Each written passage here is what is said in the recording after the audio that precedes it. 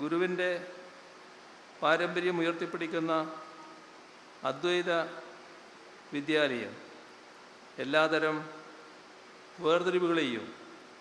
വേർതിരിവുകളുടെ പ്രവണതകളെയും മുളയിലെ നുള്ളാൻ ചുമതലപ്പെട്ട സ്ഥാപനമാണ്. അദ്വൈതം എന്നതിന് ദ്വൈതമല്ലാത്തത്, അതായത് രണ്ടല്ലാത്തത് എന്നാണ് അർത്ഥം.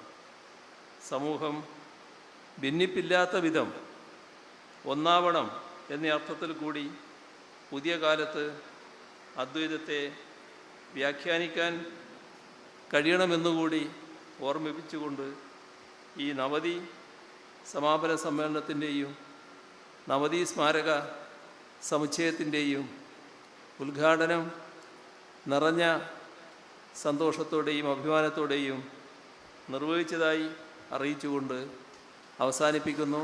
നിങ്ങൾക്കെൻ്റെ സ്നേഹാഭിവാദനം.